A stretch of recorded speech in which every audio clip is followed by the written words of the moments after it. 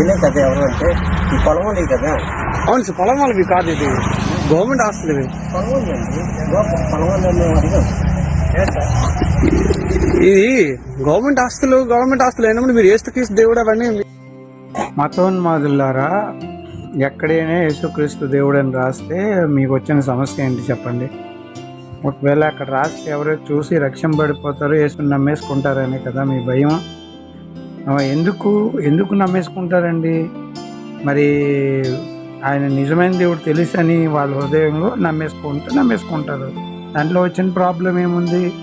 ఎవరు నచ్చిన దేవుడు వాళ్ళు నమ్ముకుంటారు, ఎవరు నచ్చిన దేవుడు నన్ను కొలుసుకుంటారు. ప్రతివాడు కూడా తన మతాన్ని చెప్పుకునే అధికారము రాష్ట్రాంగం ఇచ్చింది. కాబట్టి మీరెవరండి ఆపడానికి?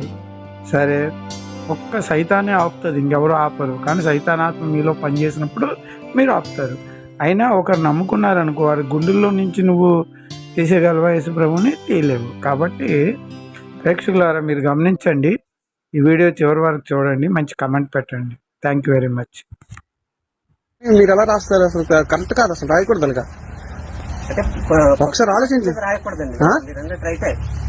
గవర్నమెంట్ హాస్టల్ మీద రాయకూడదు. మీరు ఎవరు ఇవి చెప్పండి, మీరేం చెప్పండి, నాకు తెలియదు. మీరు ఎవరు చెప్పండి, ఇది ఏ హాస్టల్?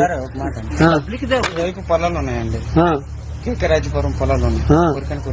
యేసుక్రీస్తు దేవుడు అనేసి అందరూ చూస్తారు కదా. ఒక మాట సార్, అంటే రైతు సిద్ధాంతం అని చాలా గోడల మీద చాలా దగ్గర రాస్తున్నారు. ఎప్పుడైనా మీరు అడిగారండి? అడిగాము. ఎప్పుడు? అసలు రాయకూడదు, అసలు గవర్నమెంట్ హాస్టల్ రాయకూడదు. ఆల్రెడీ క్వశ్చన్ చేస్తారు సార్. ఇగో చుట్టుపక్కల కేకరాజపురం పొలాలు సార్, ఇవి పొలాల మధ్య కొండ. ఇది పొలాలు సార్. ఇది ఒక విషయం సార్, మీరు ఎక్కడ రాసుకోవాలి? మీ చర్చిల మీద, మీరు క్రిస్టియన్ అయితే క్రిస్టియన్ ఇంటి మీద రాసుకోవాలి. అది పద్ధతి. ఇక్కడ హిందువులు తిరుగుతారు, ముస్లింలు తిరుగుతారు, క్రిస్టియన్స్ తిరుగుతారు. అది పద్ధతి చాలా మంచిది కాదు. అక్కడ తప్పే రాయలేదు కదండి. తప్పేది తప్పు రాయలేదండి. యేసుక్రీస్తు అందరికి ప్రభు అని. ఇప్పుడు నేను హిందువు, నాకు యేసుక్రీస్తు ప్రభు ఎలాగవుతారు? ఇప్పుడు అనుకుంటే నీకు కాదు. ఇప్పుడు నువ్వు క్రిస్టియన్, నువ్వు క్రిస్టియన్, నువ్వు రాముడు దేవుడు అంటే నువ్వు ఒప్పుకుంటావు ఏంటి? నీకు రాముడు దేవుడు అంటే ఒప్పుకుంటావా? నువ్వు హిందూ క్రిస్టియన్. అది అతను చెప్పి అతని నోటి నుంచి ఆన్సర్ చెప్పండి. అదో నీకు దేవుడు రాముడు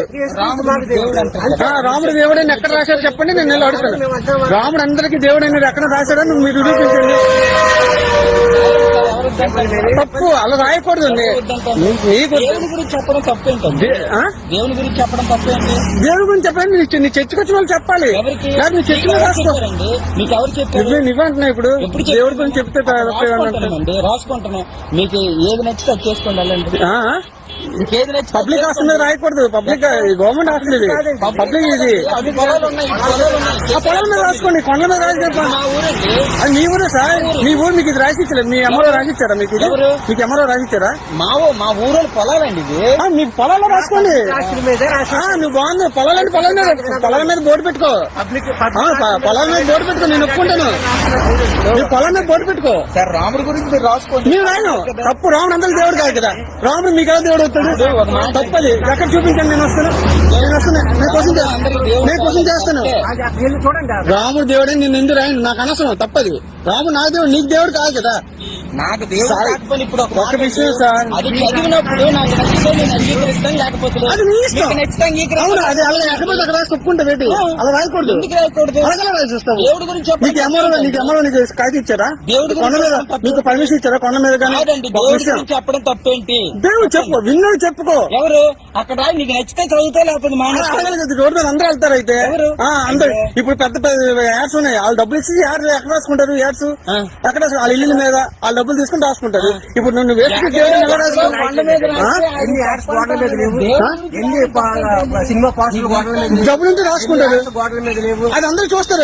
హిందూ చూస్తాడు, క్రిస్టియన్ చూస్తాడు, అందరూ చూస్తారు సినిమాలు. అవి మీకు పర్మిషన్ ఇచ్చారు సార్. మీకు ఇలా కొండ మీద రాసుకోమని ఎవరైనా ఇచ్చారో చెప్పండి. నేను వెళ్ళి వాళ్ళకి అడుగుతాను. మీకు అడగను. ఎవరు ఇచ్చా చెప్పండి. ఎవరు ఇచ్చా చెప్పండి.